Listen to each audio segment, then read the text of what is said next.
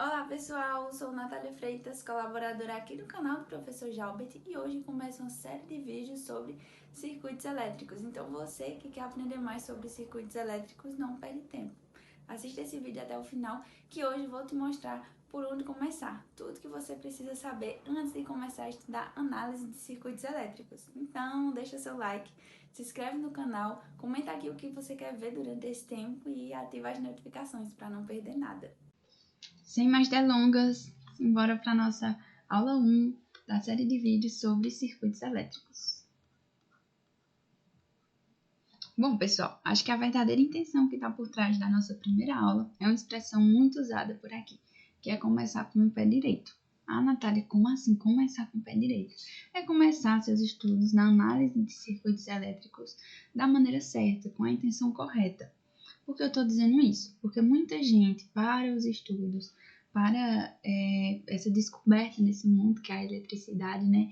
Por ter escutado de alguma pessoa que já cursou essa disciplina, que é muito difícil, que muitos alunos reprovam, ou até mesmo que começou a estudar, pulou alguns assuntos, foi lá pelo meio, achou uma disciplina com conteúdo muito complexo. Então já vou adiantando aqui que se você quer seguir com esses estudos, estude de maneira contínua. Então, não adianta pegar muito conteúdo de uma vez, estudar um mês, depois de 6 meses voltar e tentar estudar de novo. Então, você vai acabar entrando em um loop, né? Em um ciclo ali que não vai ser muito legal. Então, adianta também que as nossas aulas vão ser de curta duração. Então, vão ser muitas aulas, em cada aula a gente vai dar um passo novo e vai caminhar bastante. Então, toda semana vai ter vídeo novo aqui e você vai estar podendo aprender circuitos elétricos com a gente. Deixa de lado também toda a ansiedade acerca do assunto, porque escuto relatos de muitas pessoas que são graduandas em engenharia elétrica, assim como eu, e passam muito tempo em disciplinas básicas, né? Cálculo 1, cálculo 2, cálculo 3, física, enfim, tem muita coisa até chegar até aqui. Então, se você chegou até aqui, você é capaz de prosseguir. Então, deixa de lado essa insegurança e vamos começar a estudar circuitos elétricos. Hoje eu vou te ensinar uma coisa bem importante. Você deve pensar assim, o que eu devo saber para começar a estudar circuitos elétricos? Então, é essa dúvida que eu vou te tirar hoje. Uma coisa que você deve ter lembrado e deve pensar quando se fala em circuitos elétricos é carga elétrica. Vou colocar aqui no plural. Cargas elétricas. Que espero que não seja eu que esteja te apresentando esse conceito. Já é muito comum desde o ensino médio, a gente escuta, a gente aprende um pouco mais. Então, quando você lembra de cargas elétricas, você pode lembrar de 3 coisinhas. 3, que são os prótons, os nêutrons e os elétrons. Coloquei aqui tudo sem acento, mas relevem. Estou tentando escrever aqui rápido para acompanhar a fala. Então, simbora prosseguir. Quando a gente lembra de prótons, nêutrons e elétrons, a gente remete tudo isso ao átomo. Lembra lá que a gente estudou modelos atômicos até chegar no último, né? E aí a gente tem a seguinte estrutura. Vou tentar desenhar aqui bonitinho.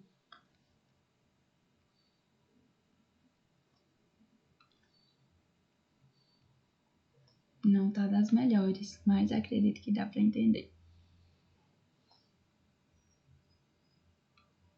Então aqui nós temos o nosso átomo e no interior temos o nosso núcleo. E aqui fora, como vocês podem ver, não sei se lembram como é nomeada, mas é a eletrosfera. Eletrosfera. Pronto. E aqui nós temos a seguinte divisão. Nós temos os nossos prótons, que eu desenhei como se fosse verde, e nós temos os nossos nêutrons. Então, sabemos que no núcleo do átomo temos os prótons e os nêutrons. E na eletrosfera temos os elétrons. Se a gente for para números na carga elétrica, né, desses elementos, nós temos que os prótons têm 1,6 vezes 10 a menos 19, lembrem da unidade, não sei se lembram, mas é coulomb. Os nêutrons, 0, né? E os elétrons é menos 1,6 vezes 10 a menos 19. Enfim, você pode acreditar em coincidência por achar dinheiro na rua ou qualquer outra coisa, mas quando se trata de física, de eletricidade, não acreditamos em coincidência. Então, podemos ver aqui que os módulos dos prótons e dos elétrons são iguais. Como eu disse, não acredito em coincidência. Desse modo, nós podemos dizer que esse valor aqui, em módulo 1,6 vezes 10 a menos 19, é o que chamamos de, deixa eu ver que cor eu coloco, azul, de carga elementar. Então, já anota aí. Toda vez que você ouvir falar em carga elementar, se trata desse valor, 1,6 vezes 10 a menos 19. Ah, Natália, e quando tiver um elétron? Então, eu sei que esse valor é negativo. Então, cuidado para não confundir. Quando temos o E, é carga elementar, mas quando se referimos ao elétron, é negativa. Quando se referimos ao próton, é positiva. Enfim, lembra disso. Então, agora também, desde o ensino médio, a gente escuta duas coisas. Vou colocar aqui, ó. A atração, a letra não tá das melhores. A atração e repulsão. Vou botar para ficar mais fácil, não perder tanto tempo digitando. Vou colocar um A e um R. Pronto. Então, a atração e repulsão. Ah, Natália, como assim? Eu lembro que eu já ouvi falar em atração e repulsão, mas não lembro bem do que se trata. É bem intuitivo, pessoal. Quando temos repulsão, nós temos cargas iguais.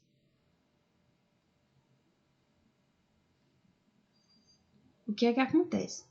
Quando temos cargas iguais, elas se afastam. Há o efeito de repulsão. Então, negativo e negativo, eles se afastam.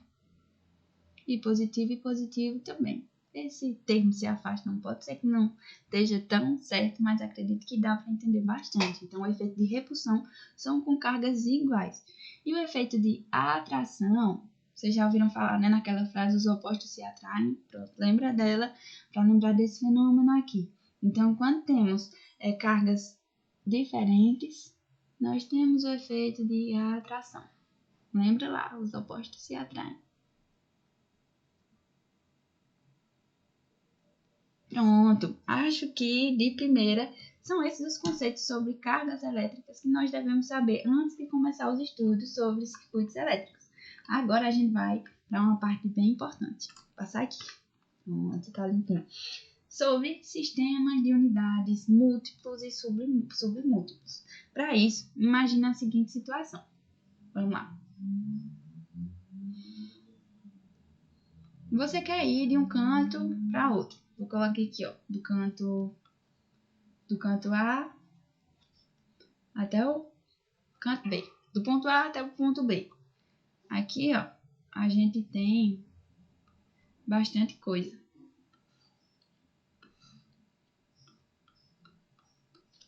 Podemos ver que é uma distância bem grande. Você tá aqui, ó.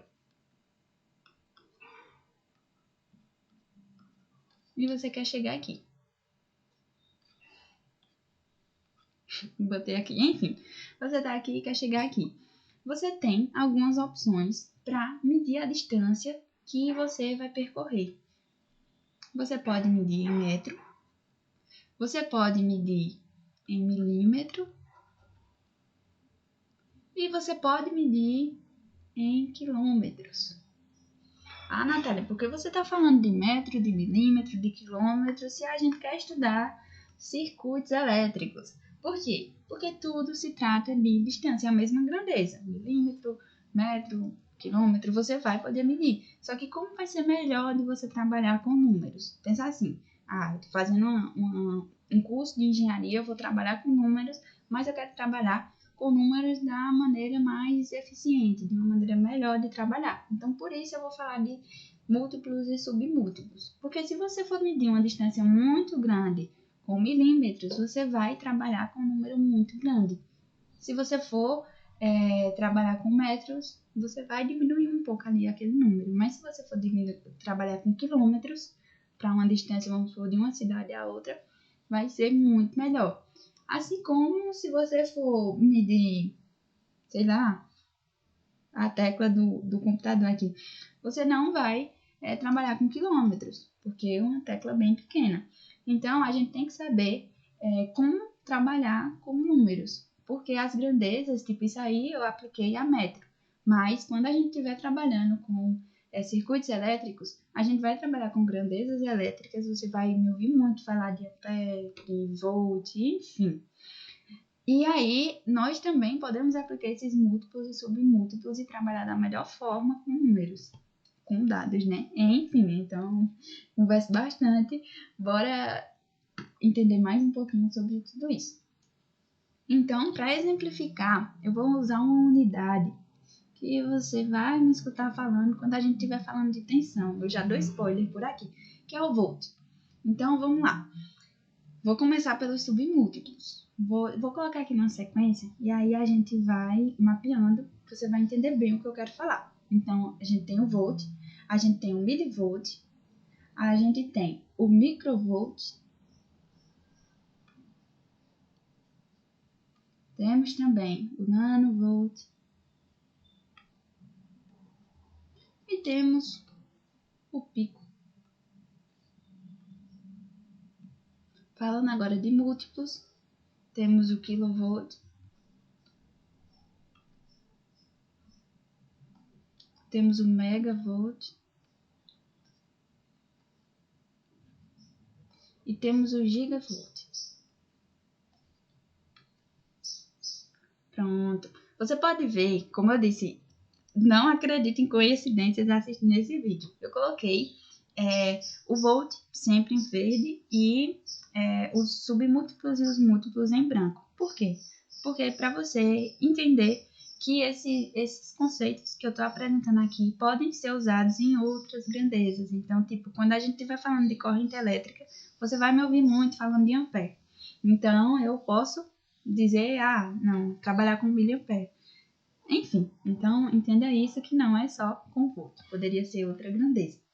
Eu gosto de deixar nessa sequência para mostrar por quê. Quando a gente trabalha com submúltiplo, vamos pensar nesse número aqui, ó, vezes 10 a menos 3. Então, vamos traçando aqui, caminhando por partes.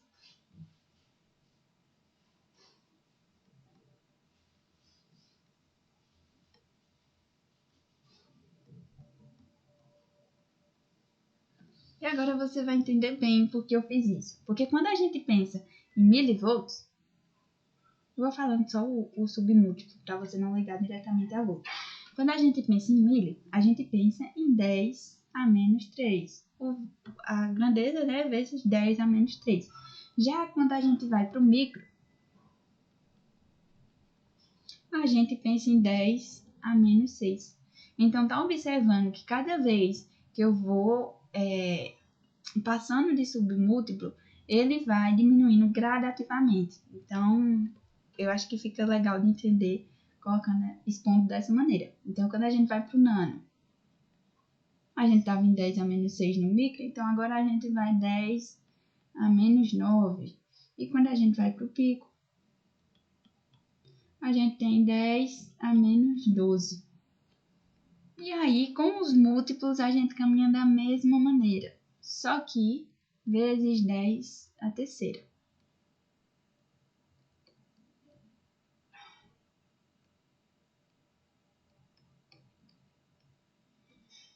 Então, vamos lá. Quando eu falo em quilo, a gente tem 10 a terceira. Quando eu falo em mega... Eita, eu nem tô anotando aqui. Quando eu falo em mega, eu penso em 10 a sexta. E quando eu penso em giga, eu penso em 10 a nona. Enfim, esses conceitos são bem importantes. Acredito que quando você me escutou, né, falando em mili ou em giga, já vê alguns dados que é comum usarmos no dia a dia e você lembrou de algumas coisas, tipo a microeletrônica. Trabalhamos muito com dados micro, por se tratar de coisas, de dados, assim, com entre aspas, assim, menores. Então, é muito bom começarmos os estudos em circuitos elétricos sabendo desses conceitos, para que quando possamos trabalhar com os dados, com as grandezas, possamos trabalhar da melhor forma, né? Potencializar tudo isso. Então, como eu disse, os vídeos não vão ser longos, a gente vai caminhar passo a passo por vídeos e vai ter uma longa caminhada. Se não deixou seu like aí no começo do vídeo, deixa agora. Acredito que valeu e comenta aqui o que achou, o que quer que eu traga nas próximas aulas. E também dá uma olhadinha no canal. Não temos só aulas de circuitos elétricos, tem um conteúdo bem bacana para você que é da área. Aí, dá uma olhada. Então é isso e até a próxima semana, até o próximo vídeo.